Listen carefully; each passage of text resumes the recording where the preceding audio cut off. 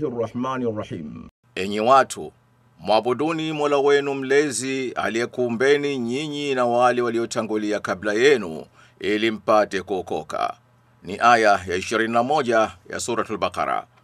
Hiyo ni kauli au mbiu muhimu, adhimu na yenye onyo na matumaini kwako na kwangu katika kutimiza utu na shukrani, lakini kutukumbusha katika ugeni wetu kwenye mgongo huu ardhi, ndipo tujiulize, ndio wepi wale waliotangulia kabla yetu?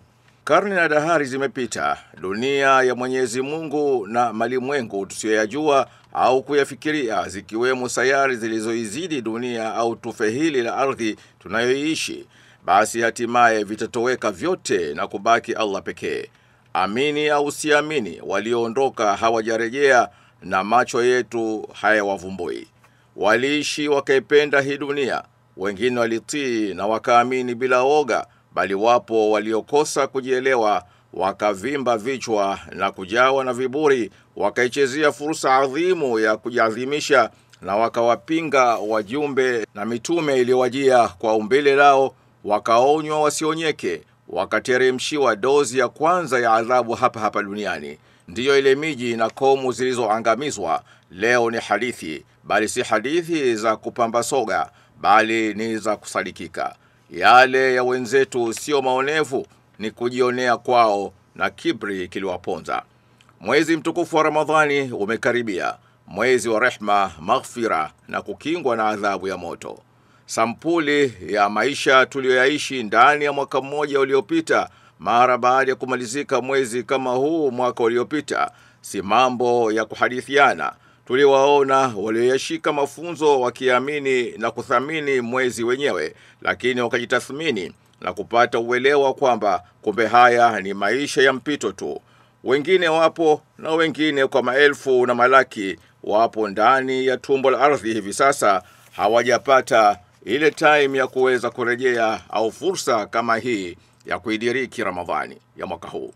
Lakini tusisahau, haya maneno watayasikia wengine na pengine hawatawahi pia wao na sisi. Ni ahadi, ni haki, basi tuwe na mazingatio.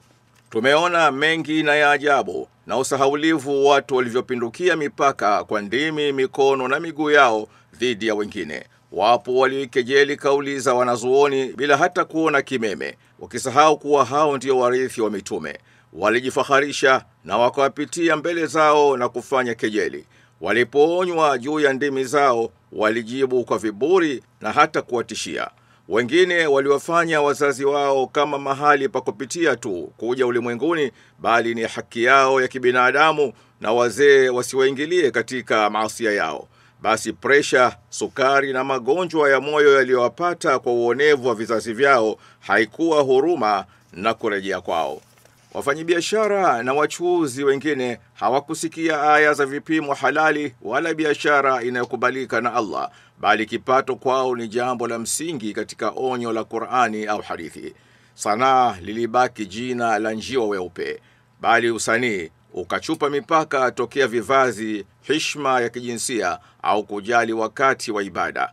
Thamani yake zaidi ni ajira na tutakula wapi bila kuingia dhambini.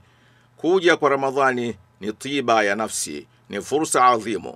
Usichukie, maana chuki yako haikubakishi, lazima utakufa siku moja. Na usiseme, lakini si niliwahi na nikapata vingine watarithi familia yangu. Usijidanganye, kama havijachumwa kwa njia aliyohalalishia Allah, umeacha moto na maangamizi kwa warithi wako, na wewe huwa ni mkosa huruma uliowatia katika dhulma. Wakiendeleza mabakia yako nao wasizinduke, basi mutaingia katika kapu moja la mashtaka ya kesho. Je, wapo ambao wana tabia ya kubeba dhamana isiyowahusu, ambao wanasema simsamehi fulani, pengine ndugu yake, mwanawe au muumini mwenzake, hata kinasihiwa. Ajue mtu huyo hakukabidhiwa funguo za pepo au vitasa vya motoni, bali yeye ana changamoto juu ya amali zake, ikiwemo hiyo hatia ya kuombwa msamaha kakataa. Basi kabeba dhambi hiyo mwenyewe. Ramadhani karibu nasi, na haya ni maneno ya kukumbushana, tafadhali tusiyapuuze. Ramadhani sio mwezi wa mapumziko ya maasi, ni kipindi cha majuto kwa walioteleza, basi wajirekebishe, lakini ni kipindi cha matumaini kwa wapenzi na wacha Mungu ambao hawapo tayari kuning'iniza imani zao. Hofu yao ni muda wao wa kuishi na namna watakavyoweza kukwepa maisha ya ushabiki wa kidunia dhidi ya dhati ya akhera. Allah mtukufu tujalie tuidiriki Ramadhani na utuongoze tuzirudi nafsi zetu.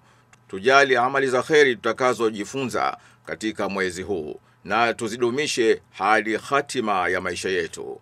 Amin.